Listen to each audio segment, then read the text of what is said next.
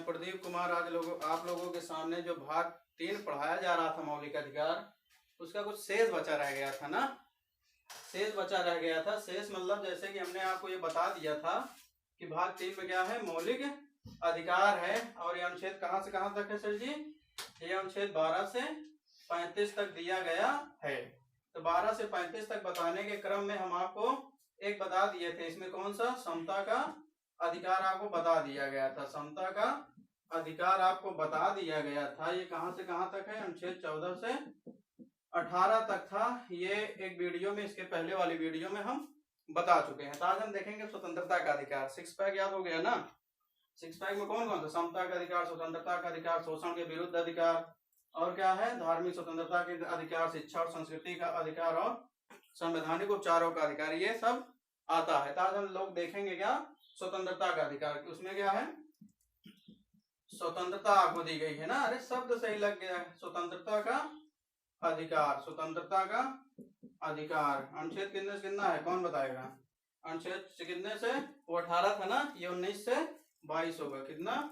19 से 22 तक आपको स्वतंत्रता की अधिकार दी गई है। जो आप घूमते हैं, टहलते हैं, बोलते हैं, किसी से बात करते हैं, आपको कोई रोकता टोकता नहीं है, तो वो सब कहाँ मिला है आपको? मौलिक अधिकार के अंतर्गत, स्वतंत्रता के अधिकार के अंतर्गत अनुच्छेद 19 से 22 तक इसका उल्लेख किया गया है। चलिए ठीक है, देखते हैं अनुच्छेद 19। अनुच्छेद 19 में क्या कहा गया है? तो कौन बताएगा अनुच्छेद 19 में क्या कहा गया है? आपको याद है? नहीं याद है? चलिए, याद होगा बहुत अच्छी बात, नहीं याद हो तो देख लिया जाए। अनुच्छेद 19 का पहला, अनुच्छेद 19, इसमें क्या कहा गया है? विचार एवं अभिव्यक्ति की स्वतंत्रता दी गई है। विचार एवं अभिव्यक्ति की, विचार एवं अभिव्यक्ति की स्वतंत्रता, विचार एवं अभिव्यक्ति की स्वतंत्रता दी गई है। अनुच्छेद 19 में क्या है? विचार एवं अभिव्यक्ति की स्वतंत्रता। आप विचार कर सकते हैं। आप क्या कर सकते हैं? विचार कर सकते हैं। लड़की देखने जाते हैं, लड़की देख के आते हैं, लड़की वाला कहता है कि भैया बता दीजिए। आप कहते हैं हम घर जाके बताएंगे, 2 दिन विचार करेंगे।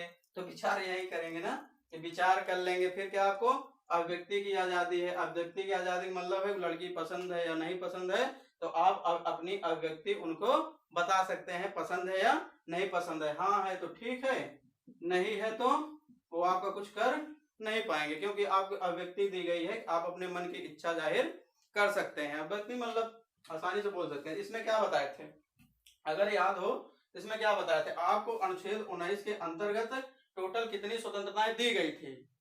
अगर मूल संविधान हम पूछ लें कि अनुच्छेद 19 के अंतर्गत आपको कितनी स्वतंत्रताएं दी गई थी, तो आप बताएंगे कितना? सर जी 7 दी गई थी। कितनी दी गई थी? 7 स्वतंत्रताएं दी गई थी। 7 स्वतंत्रता दी गई थी। वर्तमान में कितनी बची है? 6 बची है। कितनी बची है? 6 स्वतंत्रताएं बची है। 6 का अध्ययन करेंगे। 7वां बता देते हैं। 7वें में क्या था? संपत्ति के अर्जन और व्ययन की स्वतंत्रता। संपत्ति के अर्जन और व्ययन की स्वतंत्रता दी गई थी, जो कि अनुच्छेद 19 से 4 में था। इसे हटा के कट्टम कुट्टम कर दिया गया, ये हट गया। 44वें संविधान संशोधन 1978 द्वारा इसे हटा दिया गया है। अब हम लोग 6 देखेंगे। 6 में क्या क्या कहा गया है? आसानी से याद हो जाएगा, बहुत आसानी से याद होगा। बस दिमाग दिल दोनों यही रखना, ना दिमाग कहीं जाने पाए ना दिल कहीं जाने पाए। ठीक, तो दिमाग और दिल याद रखते हुए हम लोग देखते हैं अनुच्छेद 19(1), अनुच्छेद 19(1) का इसमें क्या कहा गया होगा बताइए?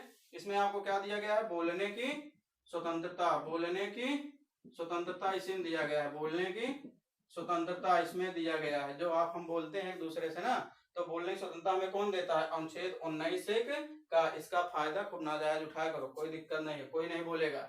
बस एक बात याद ध्यान रखना कि किसी के नैतिकता के विरुद्ध मत बोल देना। किस पे? नैतिकता के विरुद्ध मत बोल देना। कोई जा रहा है गाली दे दो, गाली कैसे दे दोगे? नैतिकता विहीन हो जाएगी ना। फिर आपको पलट के हौंक देगा, क्या करोगे? कुछ नहीं कर पाओगे। तो नैतिकता को ख्याल में रखते हुए आप बोल सकते हो, भाषण कर सकते हो। क्या कर सकते हो? भाषण कर सकते हो, लेखन कर सकते हो। क्या कर सकते हो? लेखन कर सकते हो।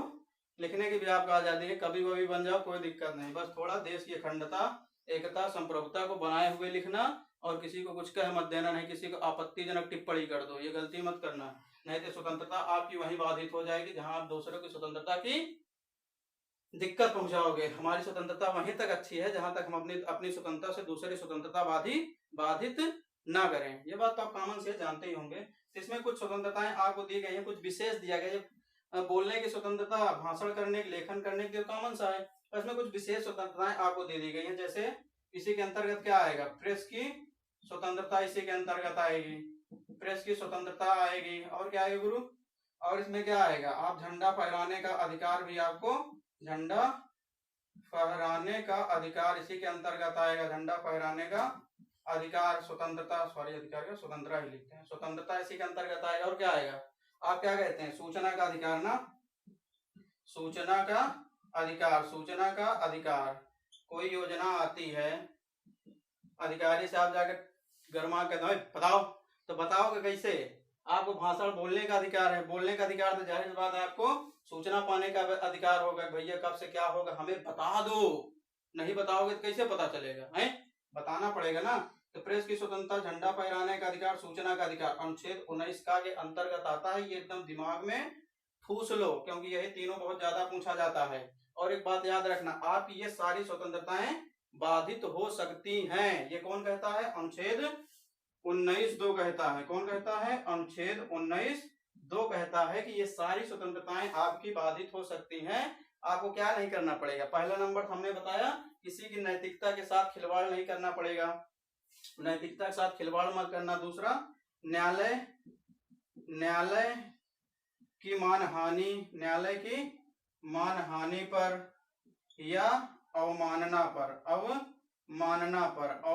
पर ये मत करना। और क्या, विदेश की संधि की स्थिति में, मतलब समझौते की स्थिति में इस पे प्रतिबंध लगाया जा सकता है। कैसे, विदेशी संधि की स्थिति पर भी इस पे प्रतिबंध लगाया जा सकता है। और किस पे लगाया जा सकता है, और ऐसी कोई उपद्रव हो, मतलब ये लग जाए कि हमको दंगा होने वाला है, जैसे मान लीजिए आपके शहर में छोटा मोटा कोई अब लग जाए थोड़ा कि दंगा होने वाला है, यहाँ पर जैसे कोई घटना घटी है, कोई भी निर्मम हत्या हो गई या बलात्कार हो गया है, लगता है कि कानून को यहाँ कुछ समय बाद अच्छा खासा दंगा होने वाला है, तोड़ फोड़ मचने वाली है, तो आपको जाहिर सी बात है ये स्वतंत्रताएं छीन ली जाएंगी, वहां पुलिस फोर्स उतार दी जाएगी। तो ये बातें इसमें कही गई हैं, ठीक। तो अनुच्छेद 19(1) का में बोलने की स्वतंत्रता देता है, बोलने की स्वतंत्रता के अंतर्गत प्रेस की स्वतंत्रता, झंडा फहराने का अधिकार, और क्या बताया, और एक बताया आपको प्रेस की स्वतंत्रता, झंडा फहराने का अधिकार, और क्या बताए थे, सूचना का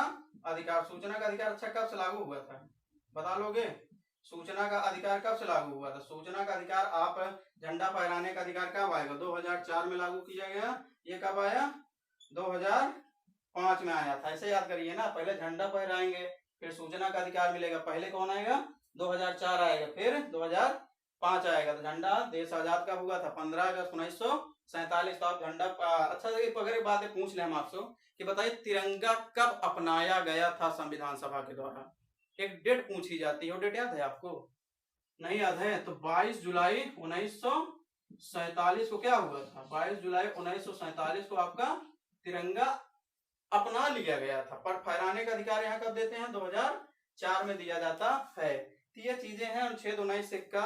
अब हम देखेंगे अनुच्छेद 19(1) खा, क्या देखेंगे, अनुच्छेद 19(1) खा, कौन बताएगा, कौन बताएगा, हे भगवान याद नहीं है, ऐसे नहीं याद होगा कैसे होगा बताओ।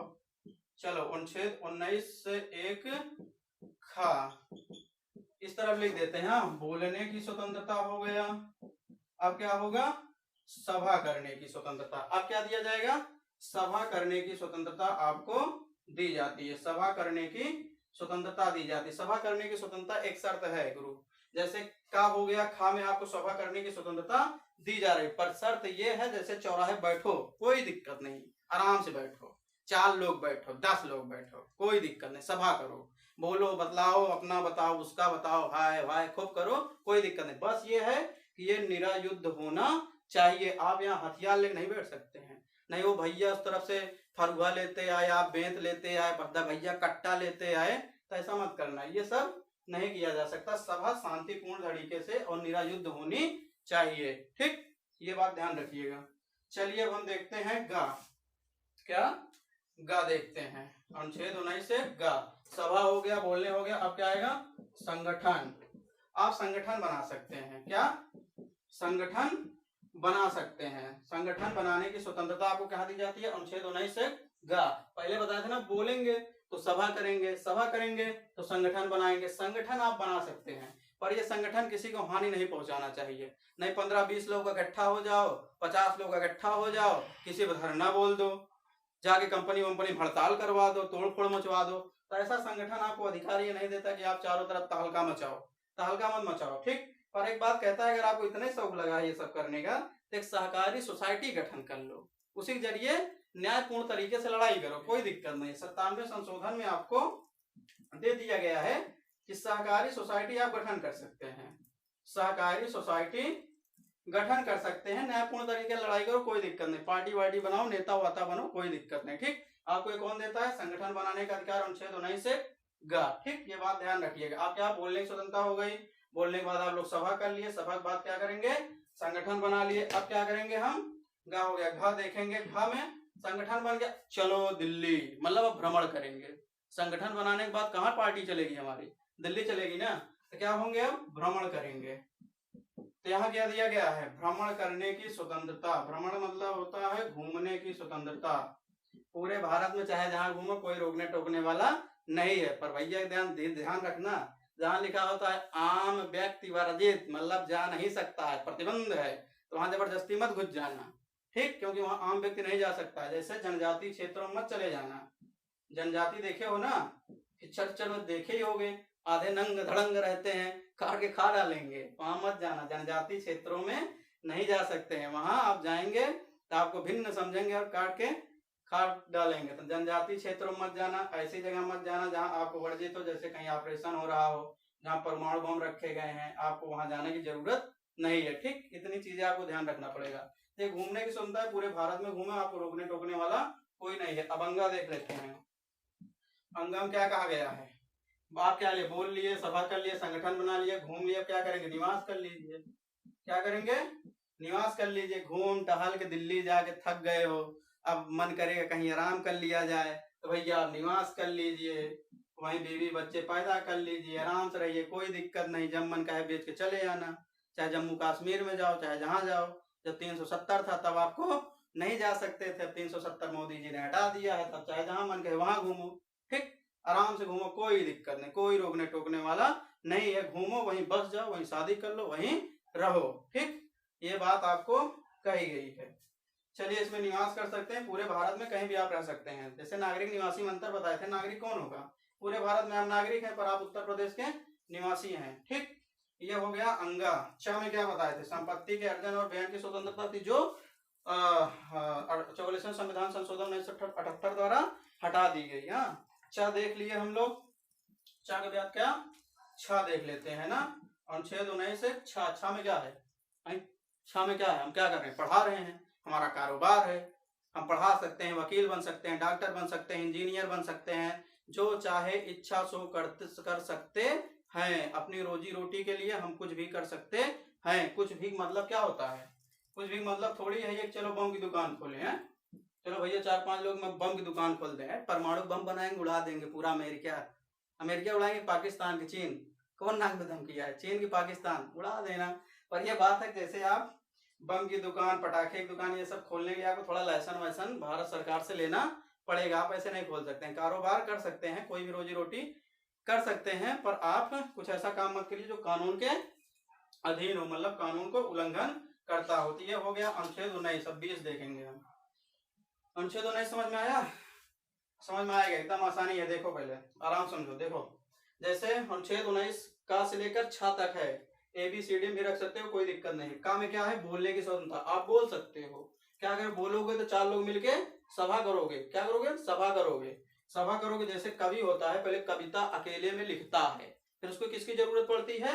सभा की, जहाँ लोग कुछ बैठे मिले वहां कविता सुना सकें। तो संगठन, फिर वहां से निकलेंगे तो कुछ आपको 15-20 लोग घेर के ले जाएंगे, कहाँ? होटल में छोड़ने तक। संगठन के द्वारा आप होटल पहुंच जाएंगे।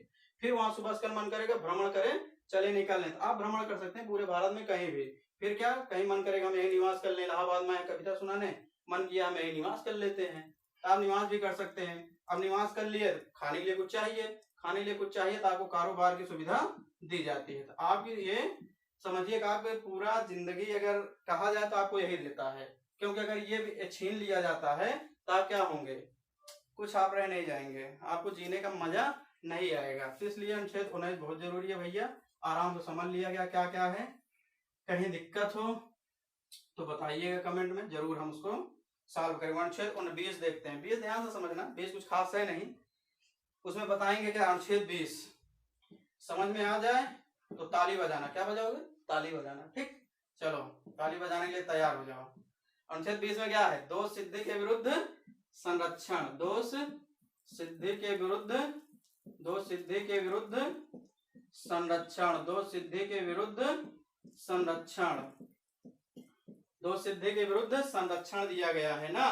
दोष सिद्धि के विरुद्ध संरक्षण एक शब्द बता रहे हैं, याद रखना हो, अनुच्छेद 20 याद रहेगा, एक शब्द याद रखना, कांड। क्या, कांड। आप लोग क्या करते हैं गांव में, घर में, लाज में जहां रहते हैं, पढ़ते हैं, कोचिंग में, स्कूल में क्या करते हैं, कल कांड वांड करे हो का आजकल, तो कांड यहाँ याद रखना, कांड से बताते हैं, कांड क्यों बताए हैं, इससे कोई लेना देना नहीं, बस याद करने के लिए बता रहे हैं। कांड, कांड से अगर कांड किए हो तो पुलिस आपको उठाएगी, कांड नहीं किए हो तो पुलिस आपको नहीं उठाएगी। जैसे कांड मतलब ये समझो अपराध, क्या है, अपराध, अपराध। अगर आप अपराध किए हो, कोई कांड किए हो तो पुलिस आपको उठा सकती है, पर शर्त ये है कि वो कांड जो किए हो कानून के श्रेणी में आना चाहिए।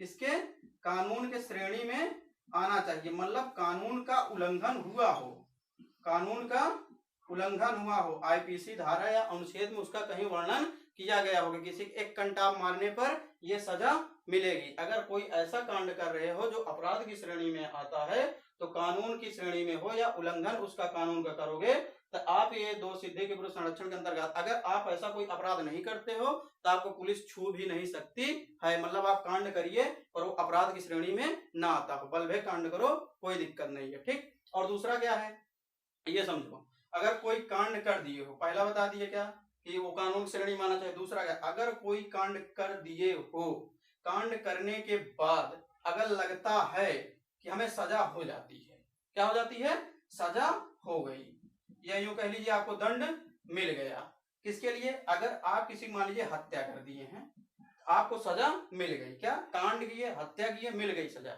अब क्या किए, 10 साल बाद छोड़ के आप वहां से चले आए, 10 साल बाद छोड़ के चले आए, अब दोबारा ये जज साहब नहीं कहेंगे क्या भाई 10 साल तुम तो चले गए हो, लगता है हम तुम फिर दोबारा तुम कोई कांड कर दोगे, दोबारा कांड कर दोगे, हम तुमको चलो जिंदगी भर जेल डाल देते हैं, ऐसा नहीं करेंगे। अगर 10 साल आप सजा काट के आ गए हो तो वो दोहरा दंड आपको नहीं दे सकते हैं, क्या, दोहरे दंड का प्रावधान नहीं है। एक बात और यही याद रखो कि जैसे दोहरे दंड का प्रावधान नहीं है, तो अगर लगता है हत्या के बाद 10 साल आपको सजा है, कहाँ लिखा है, अनुच्छेद में आईपीसी धारा में लिखा है 10 हत्या करोगे 10 साल सजा काटोगे, 10 साल सजा काट लिए हो, अगर हत्या लगता है जज साहब का आप दुश्मन हो, पड़ोसी हो, पड़ोसी हो तो बड़ी जज साहब की आपको दुश्मनी है, तो जज साहब क्या आपको दुश्मनी की वजह से आपको 15 साल सजा दे देंगे, नहीं दे पाएंगे।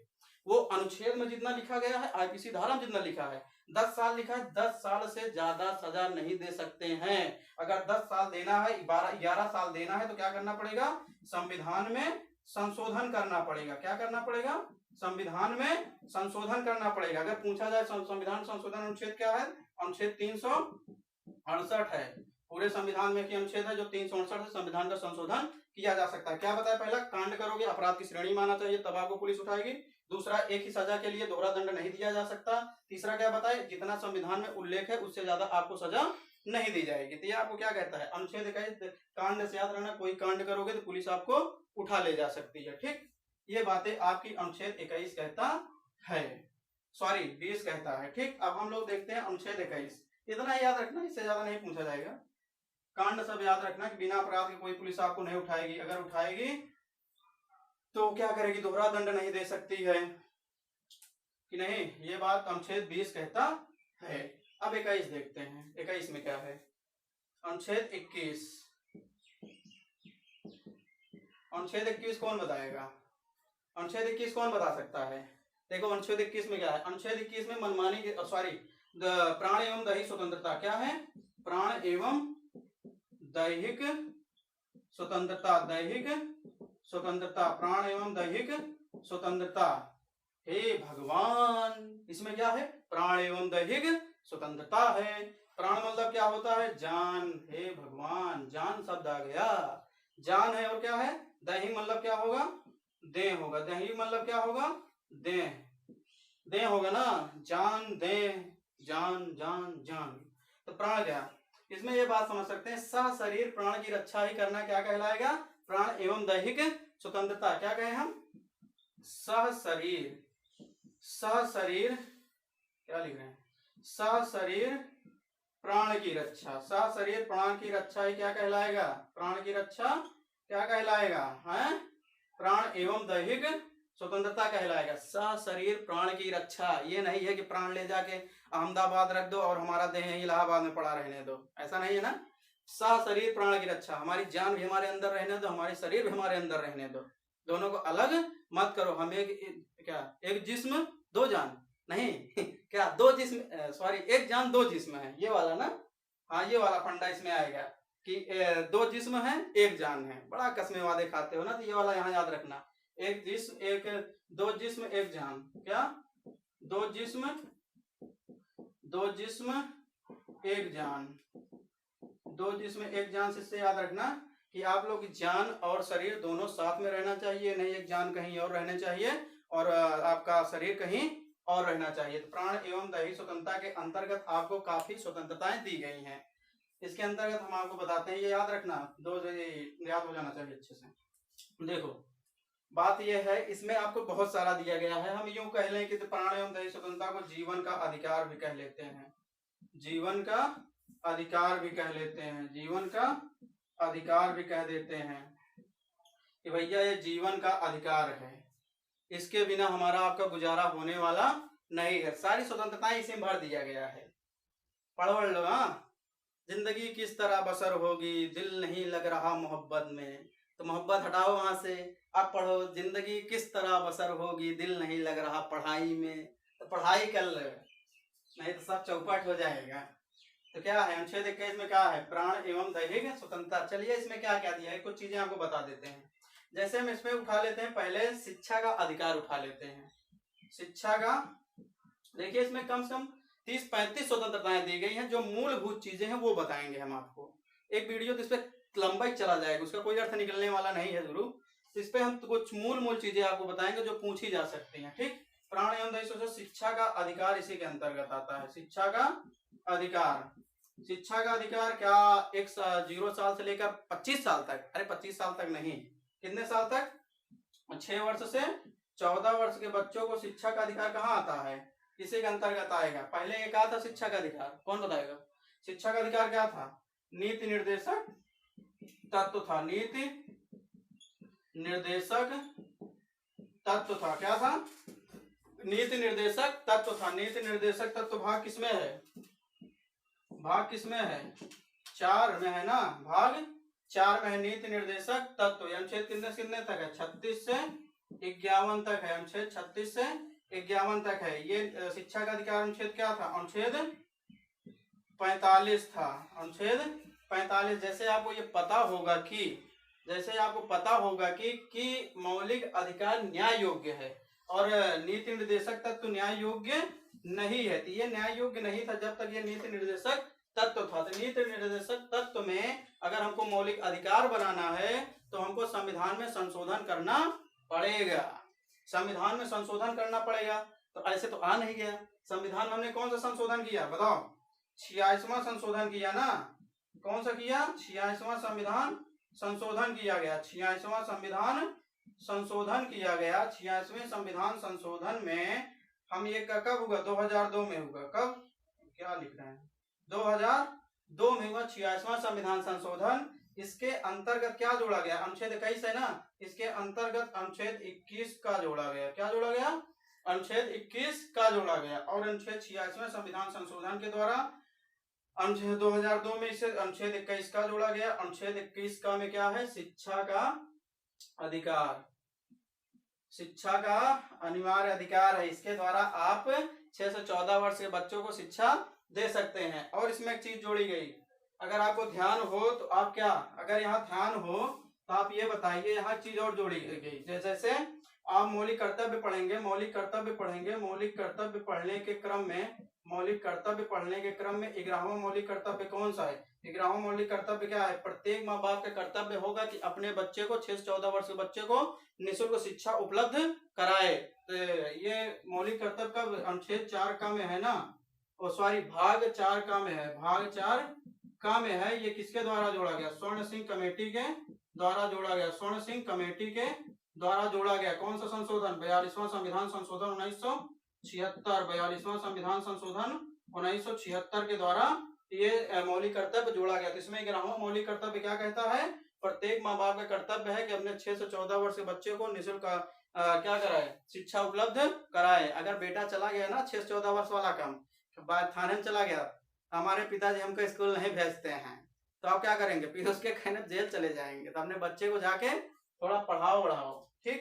ये क्या शिक्षा का अधिकार आपको पहला बताए, शिक्षा का अधिकार।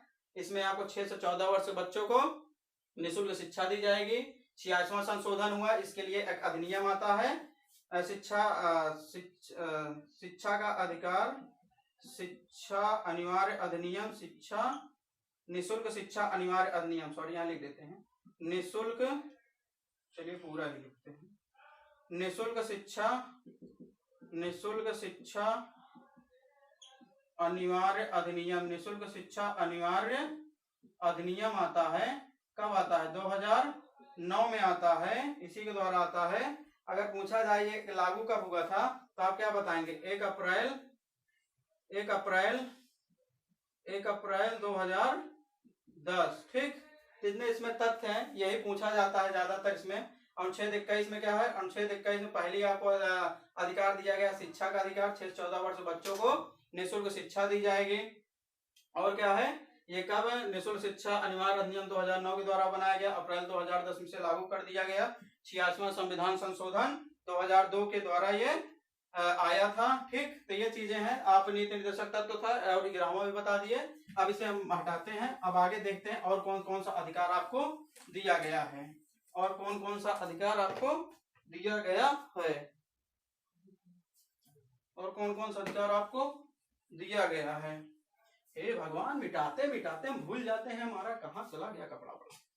चलो अब देखते हैं अनुच्छेद प्राण 21 में और क्या स्वतंत्रताएं दी गई। प्राण एवं दही स्वतंत्रता याद रखिएगा।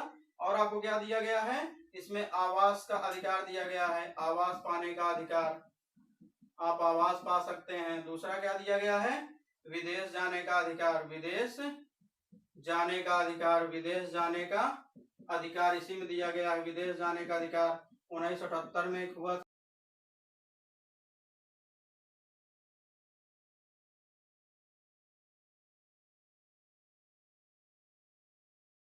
1978 में ये चालू किया गया था,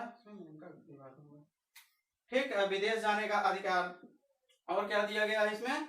स्वास्थ्य पर दिया गया, स्वास्थ्य आपका सही रहे, स्वास्थ्य पर्यावरण पाने का अधिकार, स्वास्थ्य पर्यावरण पाने का अधिकार, चिकित्सा का अधिकार, यहाँ तक यहाँ आपको नींद पाने का अधिकार भी दिया गया है, आपको नींद पाने का अधिकार भी यहीं से दिया गया था। ये सब चीजें आप इसमें दी गई हैं। इसमें एक मेन है जो बता देते हैं, जो आपको दिया गया है वो जानना चाहिए, क्योंकि वो आपके जीवन से जुड़ी हुई काफी अच्छी बातें आपको बताता है। जैसे इसमें आपको क्या बता देते हैं? गोपनीयता का अधिकार इसी में दिया गया है, अनुच्छेद 21 में गोपनीयता का अधिकार दिया गया है, गोपनीयता, गोपनीयता का अधिकार, गोपनीयता का अधिकार इसी के अंतर्गत आएगा। गोपनीयता के अधिकार इसे क्या कहते हैं?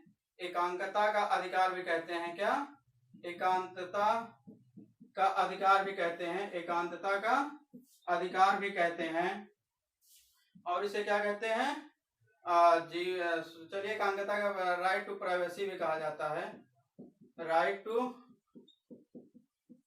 टू प्राइवेसी भी कहा जाता है कि हमारी भैया कुछ प्राइवेसी नाम की भी चीज होती है ना, तो इसमें राइट टू प्राइवेसी भी आएगा आपका। चलिए गोपनीयता का अधिकार आपको दिया गया है, ये कब दिया गया कौन बताएगा? तो देखिए गोपनीयता का अधिकार, राइट टू प्राइवेसी, इसमें कुछ चीजें बता देते हैं आपको हम। जैसे आप इसमें आप जो स्वतंत्रताएं यूज करते हैं, जो भी स्वतंत्रता आपके दिमाग में आ जाए वही स्वतंत्रता इसमें दी गई है। जैसे आप किससे बात करते हैं, क्या खाते हैं, क्या पहनते हैं, किसके साथ रहते हैं, किसके साथ घूमते हैं, किसके साथ संबंध बनाते हैं, किससे शादी करेंगे, किसको वोट देंगे, और क्या करेंगे, और स्वतंत्रताएं, या कहाँ घूमते हैं, कहाँ टहलते हैं, कहाँ जाते हैं, कहाँ आते हैं, ये हमसे कोई पूछने वाला नहीं होगा, ये हमसे कोई पूछने वाला नहीं होगा। तो ये सब आपको गोपनीयता का अधिकार देता है, या कह लीजिए निजता का अधिकार कह लीजिए, निजता का अधिकार कह लीजिए, निजता का अधिकार कह लीजिए, निजता का अधिकार कह लीजिए, निजता का अधिकार कह लीजिए, इसे निजता का अधिकार भी कहा जाता है। ठीक, तो ये चीजें हैं। ये देखिए कब दिया गया, अगर हम कह लें कब दिया गया है, कब दिया गया, इसमें बात हो गई थी एक 1954 में बात हुई थी, एमपी शर्मावाद था, एक एमपी शर्मावाद था 1954 में, एक एमपी शर्मावाद था। एक बार हुआ था ये 1962 में, एक खड्ड सिंह वाद था, खड्ड सिंह वाद, खड्ड सिंह वाद था, खड्ड सिंह वाद था, खड्ड सिंह वाद 1954 में एक एमपी शर्मावाद था, और एक था 1962 में खड्ड सिंह वाद। इसमें इसकी बात तो की गई पर दिया नहीं गया, इसे हटा दिया गया, या इसमें यूं कह लीजिए निजता के अधिकार को मौलिक अधिकार घोषित नहीं किया गया था। आगे चलकर एक वाद चल रहा था, क्या चल रहा था, 1993 में इसकी पहली बात हो गई थी, 1993 मोहिनी जैनवाद हो गया था, उसमें इसकी बात की गई, फिर भी इसे मौलिक अधिकार, मोहिनी जैनवाद हुआ था, मोहिनी जैनवाद, फिर भी इसमें बात नहीं हुई। ये चीजें याद मत रखिएगा, वाद बाद में देख लेंगे हम। 1993 मोहिनी जैनवाद हुई, वहां भी बात नहीं हुई, 1954 में भी हुआ, 1962 में हुआ। इसकी बात 24 कब होता है,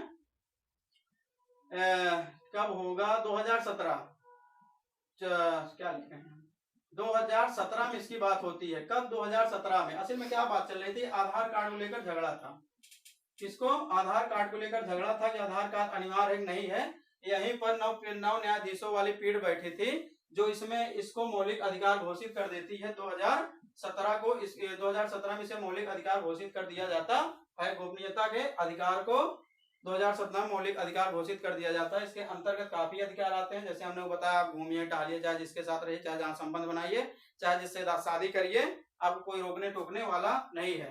पर एक तरफ न्यायालय अगर निजता के सरकार अगर मौलिक अधिकार इसे मानती है, तो एक तरफ आधार कार्ड को सार्वजनिक बनाकर लोगों की गोपनीयता का थोड़ा उल्लंघन हुआ, तो न्यायालय और सरकार में थोड़ा झड़प हो जाती है कि भैया अगर आप आधार कार्ड कह रहे हैं, ये भी बताइए कि अगर आप गोपनीयता का अधिकार दे रहे हैं तो आपको ये बताना पड़ेगा आधार कार्ड कहाँ तक है सही है, कि सबके आधार कार्ड लिंक करते हैं, जो जहां जाता है सब पता चल जाता है कंपनियों को, और सरकार को भी पता चल जाता है। तो इस पे काफी विवाद हुआ, लास्ट में आधार कार्ड को थोड़ा कमजोर किया गया। जैसे आप पहले वोटर मतलब सिम लेने जाते थे, हर जगह आधार कार्ड लगता था, बाद में इस पे विचार हुआ, थोड़ा इसमें ढीलापन दिया गया, हर जगह नहीं ले सकते हैं आधार कार्ड, जहां जरूरत हो वहीं लिया जाए।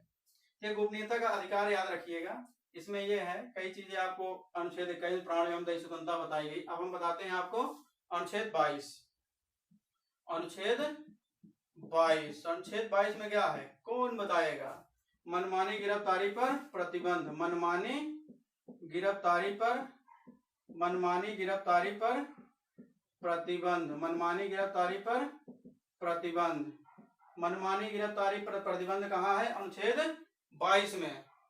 अनुच्छेद 22 में क्या है, मनमानी गिरफ्तारी पर प्रतिबंध, मनमानी गिरफ्तारी पर क्या है, प्रतिबंध, कि आपको कोई मनमाना तरीके से गिरफ्तार नहीं कर सकता है।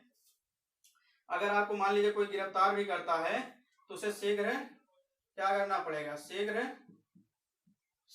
गिरफ्तारी का कारण बताना पड़ेगा।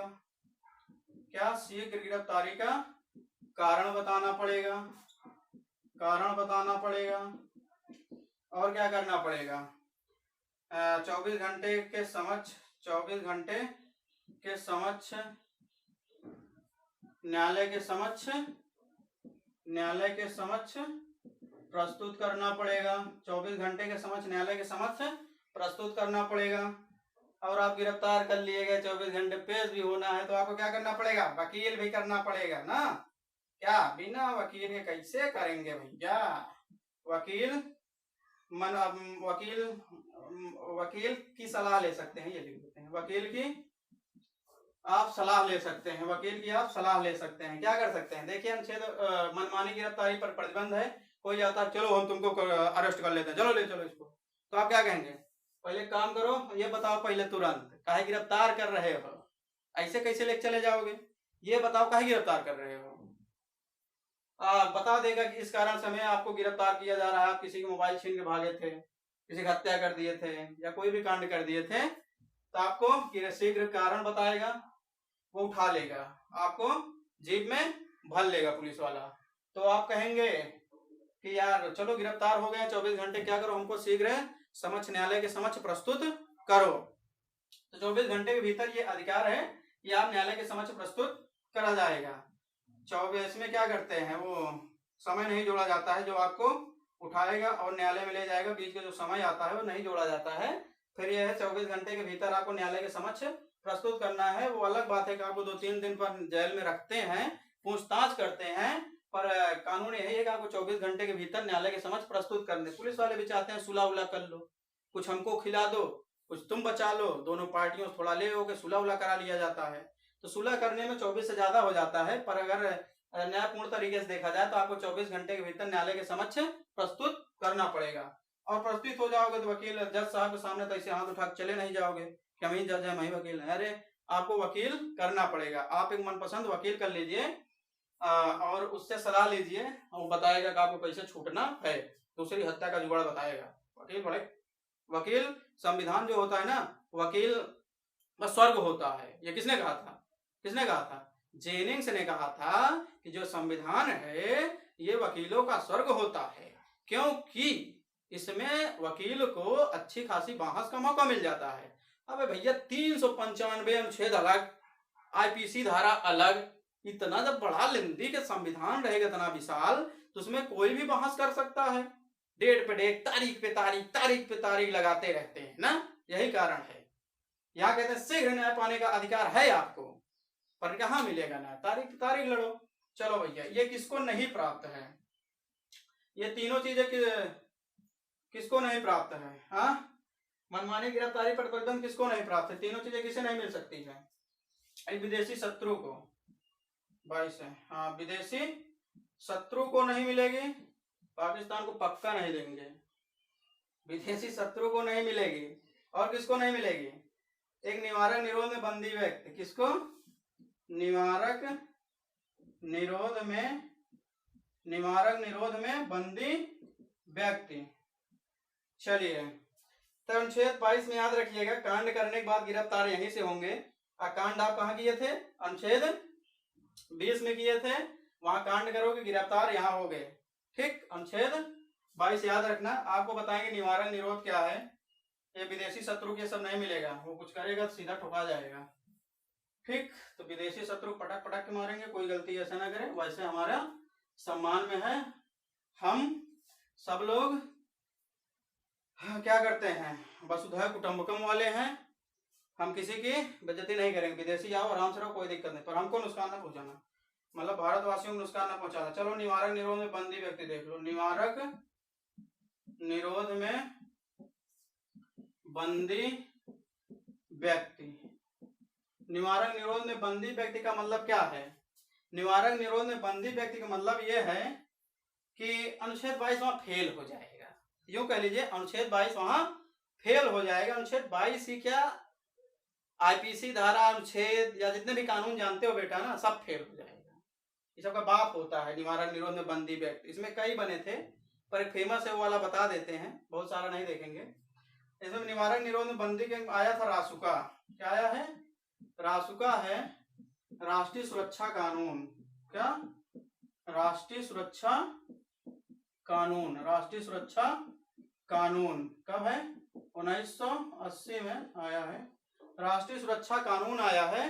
ये उनके लिए आया है जो ढेर गुंडा बना फिरते हैं, जो कहते हैं हम कानून से डरते नहीं है। कानून पास ऐसे ऐसे फंदे हैं ना भैया, कि वो फंसाना चाहेगा तो आपको चाहे जिस तरफ से फंसा लेगा। आप ऑन ड्यूटी पुलिस वाला आता है, आप उसे बहस कर लेते हैं, न्यायपूर्ण तरीके से बहस करिए, कोई दिक्कत नहीं है। या आप उसे ऊंची आवाज में बात करते हैं, गलती से भी आप उसके वर्दी पे हाथ लगा देते हैं, तो उसके ऑन ड्यूटी है, उसको आपसे ज्यादा अधिकार मिला है। आप एक व्यक्ति के रूप में तो उसे मौलिक अधिकार उसे भी प्राप्त है, पर वो ऑन ड्यूटी होने के कारण उसे ज्यादा अधिकार मिला है। आप ऑन ड्यूटी सरकारी व्यक्ति को छू नहीं सकते हैं। तो रासुका है, रासुका मतलब राष्ट्रीय सुरक्षा कानून है, यूं कह लीजिए। सीधा फंडा इसमें बताते हैं, यही सब याद रखिएगा। ये ना अपील ना अपील क्या, ना अपील ना दलील, ना अपील ना दलील ना वकील, ना अपील ना दलील ना वकील। ना तो आप अपील कर सकते हैं, ना आप गवाही का मान्य होगा, ना वकील आएगा। तो ये ना अपील ना दलील ना वकील वाला कानून है। मतलब ये है कि अनुच्छेद 22 की सारी सुविधाएं आपसे छीन ली जाएंगी। अनुच्छेद 22 की सारी सुविधाएं, रासुका जब लगेगा, निवारक निरोध लगेगा, तो आपसे सारी अनुच्छेद 22 की सुविधाएं छीन ली जाएंगी। मतलब यूं कह सकते हैं, तो ना आप शीघ्र न्याय पाने का अधिकार होगा, ना आपको वकील करने का अधिकार होगा, ना कारण बताने का अधिकार होगा। पुलिस कारण बताओ, वारंट दिखाओ, कुछ नहीं, उठा चल ले चलो। ये वाला कानून है। यहाँ आपको आएंगे कुत्ते के तरीके, जैसे कुत्ते वाली गाड़ी टहलती रहती है ना, कुत्ते वर्ग भर के लेके चले जाते हैं ना, वैसे ले जाएंगे। किस आधार पे ले जाएंगे? शंका के आधार पे। किस आधार पे? शंका के आधार पे। ये शंका बड़ा लाइलाज बीमारी है। एक बार जिसको हो जाती है ना, उसका शरीर वरीर एकदम चूक लेती है। सोना बाबू वाले में देखते हो ना, शंका हो गई ना तो जिंदगी खत्म हो जाएगी। तो ये शंका हो जाए, अगर कानून को लगता है कि ये व्यक्ति भविष्य में क्या करेगा, कोई बड़ा अपराध करेगा, तो ऐसे व्यक्ति को कानून उठा लेगा। क्या? शंका के आधार पर कानून को लगता है कोई व्यक्ति भविष्य में कोई बड़ा अपराध करने वाला है, तो उसे कानून उठा लेगा। कितने महीने उठाएगा? क्या पूरी जिंदगी ले जाएगा? काला पानी करवा देगा? नहीं। कितने? 3 महीने। कितने? 3 महीने के लिए आपको क्या कर देंगे? नजर बंद कर देंगे। नजर बंद। 3 महीने तक आपको नजर बंद कर दिया जाएगा। यूं कह लीजिए, अनुच्छेद 22 की सारी सुविधाएं छीन ली जाएंगी। 3 महीने तक आप किसी से मिल नहीं सकते, बोल नहीं सकते, आपको नजर बंद कर दिया जाएगा, आप किसी से मिलजुल नहीं सकते हो। ये 3 महीने बाद आपको सुविधाएं दी जाएंगी। 3 महीने बाद ये सुविधाएं दी जाएंगी, वो भी क्या करके? एक निवारक निरोध समिति का गठन करके। क्या? निवारक निरोध समिति का गठन करना पड़ेगा। समिति का गठन करना पड़ेगा। ये इसमें होगा। 3 महीने से ज्यादा बढ़ाना है तो यही वाली समिति सलाह करेगी 3 महीने 60 करना है, 6 करना है कि 12 करना है, ये यही समिति बताएगी। ठीक, इसमें कोई भी व्यक्ति आ सकता है, ये नहीं है कि किसी स्पेशली के लिए आएगा। अगर कानून को लगता है ये जैसे हम ही पढ़ा रहे हैं, अगर कानून को लगता है कि बंदा भविष्य में कोई बम फोड़ सकता है तो हमको उठा ले जाएंगे, 3 महीने बंद कर देंगे। बेटा 3 महीने पढ़े रहो, किसी से मिलना जुलना नहीं है। तो यही रासुका है, राष्ट्रीय सुरक्षा कानून है, ना अपील ना दलील वाला कानून है। अगर ये लग गया तो आप पे हो सकता है 3 महीने बाद अगर ये समिति गठन होगी, 3 महीने बाद ये अनुच्छेद 22 की आपको सुविधाएं दी जाएंगी। आप वकील भी कर सकते हैं, अपील भी कर सकते हैं, सब होगा। अगर समिति में आप सही पाए जाते हैं छोड़ दिया जाएगा, नहीं तो आपको वो केस बढ़ा दिया जाएगा। तो हमने देखा स्वतंत्रता का अधिकार, अनुच्छेद 19 से 22 तक देखा, टोटल देख लिए हम लोग। यही हम चलते चलते आपको 2 अनुच्छेद और बता देते हैं ताकि वो धार्मिक स्वतंत्रता का अधिकार और आपको 2 अनुच्छेद और देख लीजिए। वीडियो लंबी है जरूर, पर आप देख लीजिए। ये क्या स्वतंत्रता का अधिकार हो गया। तीसरा क्या है? शोषण के विरुद्ध अधिकार। शोषण के विरुद्ध अधिकार। शोषण के विरुद्ध अधिकार। शोषण के विरुद्ध अधिकार। 2 अनुच्छेद हैं, छोटे छोटे हैं, आराम से देख लिया जाए। इसमें 2 ही चीज याद रखना है। इसमें एक आएगा अनुच्छेद 23, अनुच्छेद 23 आएगा। दूसरा क्या आएगा? अनुच्छेद 24 आएगा। इसमें हम समझा देते हैं, आराम से समझ लिया जाएगा। पहले शोषण देख लेते हैं, शोषण क्या होता है, यहां दिखा देते हैं। शोषण क्या होता है? शोषण या यूं कह लीजिए जबरियन किसी से कार्य लेना। जबरियन किसी से कार्य लेना ही क्या कहलाएगा? शोषण। जबरियन मतलब ये है जैसे हम पढ़ा रहे हैं, हमको क्या है, पढ़ाना पसंद है। क्या है, पढ़ाना पसंद है। अब हमसे कह दो चलो तुम मैकेनिक का काम करो, क्या करो, मैकेनिक का काम करो, मैकेनिक का काम करो। नहीं तो क्या करो, पकौड़ा छानो। क्या छानो, पकौड़ा छानो। पकौड़ा ना छान पाओ पंचर बनाओ। क्या करो, पंचर बनाओ। पंचर ना बना पाओ तो और कोई काम करो जो हमको पसंद ना हो, जो हमको पसंद ना हो। हमसे जबरदस्ती कहा जाए बेटा तुम यही काम करो, तुम्हारे पास का यही है, तो उनको ये नहीं समझ में आ रहा है कि मैं पढ़ा सकता हूँ, मैकेनिक का काम कैसे कर सकता हूँ, चाय कैसे बनाऊंगा। वो बनाऊंगा पर बन नहीं पाएगी। मैकेनिक काम करूंगा, लगाना चाहिए 4 गेयर लगा दूंगा, 3 गेयर, गाड़ी पम दब जाएगी। जो हमसे काम नहीं काहे कराओगे भाई, हमको परमाणु बम बनाना नहीं आता, हमसे काहे बनवाओगे। ये होता जबरन शोषण, हमारा शोषण किया जा रहा है। इसमें शोषण आएगा तो इस पे प्रतिबंध लगाया गया है। अनुच्छेद 23 क्या कहता है, बलात् श्रम और मानव व्यापार पर प्रतिबंध। क्या कहता है, बलात् श्रम, बलात् श्रम और मानव व्यापार पर प्रतिबंध। बलात् श्रम और मानव व्यापार पर, बलात् श्रम और मानव व्यापार पर प्रतिबंध। बलात् श्रम और मानव व्यापार पर प्रतिबंध। ये बलात् श्रम और मानव व्यापार पर प्रतिबंध लगाता है। बलात् मतलब होता है जबरदस्ती। क्या, जबरदस्ती। श्रम मतलब जानते हैं बल, बल। आप किसी से, आप जरूर हो सकते हैं ताकतवर हो, शरीर और हष्ट पुष्ट हो, अच्छे खासे हो सकता है निर्बल हो कोई, आप उसे जबरदस्ती कोई कार्य नहीं ले सकते हैं। भले आप बहुत अच्छे पैसे से ताकत हो सकते हैं, शरीर से ताकतवर हो सकते हैं, उस ताकत का घमंड हो सकता है, शरीर का भी, रूप का भी घमंड होता है लोगों को, ताकत भी घमंड होता है, पैसे का घमंड होता है, तो उस जरिए पर आप किसी का शोषण नहीं कर सकते हैं। मानव व्यापार पर प्रतिबंध मतलब, पहले दास प्रथा थी ना, दास प्रथा थी, दासों पर क्रय विक्रय पर लोग लगाया गया। दास, दास मतलब क्या होता है, बधुआ मजदूरी कह लीजिए, यूं कह लीजिए, बधुआ मजदूरी, बधुआ मजदूरी, बधुआ मजदूरी, बधुआ मजदूरी, बधुआ मजदूरी पर भी रोक लगाया गया है। बलात् श्रम मानव व्यापार पर प्रतिबंध है, या बधुआ मजदूरी, इसमें बेगार भी आएगा। बेगार जैसे आप जानते हैं क्या होता है, आपके गांव ठाकुर साहब हैं या कोई जमींदार है, नहीं है तो भविष्य बहुत पहले रहा करते थे, प्राचीन समय में रहा करते थे, तो वहां पे हमारे जैसे दादा, या आप सुने होंगे ना कि बेगारी कर रहे हैं यार, पैसा नहीं मिलता, हमारे दादा पैसा क्या ले लिए थे, गिरवी रख लिए थे। ठाकुर साहब हमारा खेत गिरवी रख लिए थे, हम पैसा उनसे कुछ ले लिए थे और हम भविष्य में उनको वापस नहीं कर पाए। हमारे पापा भी किए, दादा भी किए, अब हम भी उसी में हराई कर रहे हैं, मतलब खेत जोत रहे हैं उनका, बेगार कर रहे हैं, पैसा बदले हमें नहीं मिलता है, बेगारी कर रहे हैं, बधुआ मजदूरी कर रहे हैं यार, पैसा वैसा मिलता ही नहीं, बधुआ मजदूरी है, 2 दिन की रोटी कैसे मिल जाती है। तो सोचिए कितनी दयनीय स्थिति थी। ये अनुच्छेद इस पे रोक लगाता है। मानव व्यापार पर प्रतिबंध, इसमें वेश्यावृत्ति भी आ जाएगी कि वेश्यावृत्ति पर भी रोक लगाता है। वेश्यावृत्ति प्राचीन इतिहास में गणिका कहा जाता था ना, गणिकाओं को पर भी इस पे रोक लगाता है कि आप वेश्यावृत्ति भी नहीं कर सकते हैं। इन सब पर रोक लगाता है। बलात् श्रम और मानव व्यापार पर प्रतिबंध, आप किसी से बेगारी नहीं करा सकते, जबरदस्ती बल है, चाहे जिसका बल हो, पैसा का बल हो, रूप का बल हो, रूप का बल, रूप का बल मतलब समझ रहे हो, आप बहुत खूबसूरत है, बहुत अच्छी बात है, पर किसी को चारों ओर नचाते हो, बहुत लोग अंगुली में नचाते हैं, पर ऐसा मत करिए, वो भी शोषण ही होगा। अरे आप पढ़ने लड़का आया है, पढ़ता है कहीं और चक्कर में बर्बाद हो जाता है, भगवान क्या हो रहा है। चलो ये चीजें हो गई। अनुच्छेद 23 हो गया, 23 निपटा दिया गया। अब 24 निपटाते हैं। ठीक, 24 में क्या है, कॉमन से याद रखना, 14 वर्ष से कम उम्र के बच्चों को खतरनाक कारखानों में न लगाना। 14 वर्ष से कम उम्र के बच्चों को, कम उम्र के बच्चों को, कम उम्र के बच्चों को खतरनाक कारखानों में, खतरनाक क्या लिखा है, खतरनाक कारखानों में, कारखानों में न लगाना। 14 वर्ष से कम उम्र के बच्चों को खतरनाक कारखानों में न लगाना।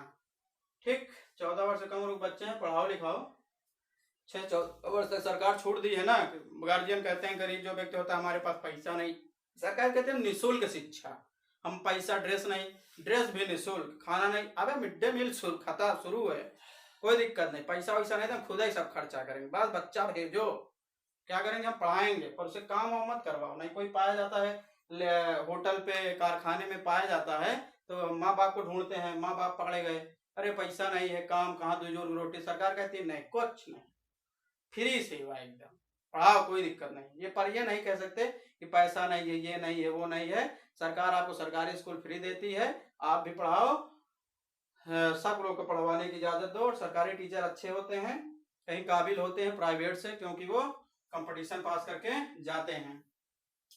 बस आप थोड़ा इंक्वायरी करते रहा करिए बच्चा हमारा पढ़ रहा है कि नहीं पढ़ रहा है। चलो एक बार रिवीजन करते हैं, बोलो भारत माता की जय। चलो रिवीजन करते हैं। रिवीजन में क्या बताया आपको, 6 पैक बताया ना। 6 पैक क्या बताया, 6 पैक में आपको ये बताया 6 अधिकार दिए गए हैं। समता का अधिकार, स्वतंत्रता का अधिकार, शोषण विरुद्ध अधिकार, धार्मिक स्वतंत्रता का अधिकार, शिक्षा और संस्कृति का अधिकार, धार्मिक स्वतंत्रता का अधिकार। मौलिक अधिकार कहाँ लिया गया है, अमेरिका लिया गया है। मौलिक अधिकार कितने से कितने तक है, 12 से 35 है। समता का अधिकार कहाँ से कहाँ तक, 14 से 18। स्वतंत्रता का अधिकार कहाँ से कहाँ तक, 19 से 22। शोषण विरुद्ध अधिकार कहाँ से कहाँ तक, 23 24। और क्या, धार्मिक स्वतंत्रता का अधिकार 25 से 28। शिक्षा और संस्कृति का अधिकार 29 30। संवैधानिक उपचारों का अधिकार 32 32 बताएंगे। उसमें रिट बताएंगे, कैसे रिट जारी होती है, 5 प्रकार की रिटें होती हैं, वो बताएंगे हम आपको। तो अनुच्छेद 32 तक। अनुच्छेद 31 में क्या है, अनुच्छेद 31 में संपत्ति का अधिकार था, जो 44वें संविधान संशोधन 1978 द्वारा हटा दिया गया, ये बात याद रखिएगा। और उसे कानूनी अधिकार अनुच्छेद 300 का के अंतर्गत उसे में डिब्बे में रख दिया गया। संपत्ति का अधिकार सरकार के विकास में बाधा आता था। ठीक भैया, धन्यवाद। अगला मिलेंगे हम धार्मिक स्वतंत्रता का अधिकार लेके।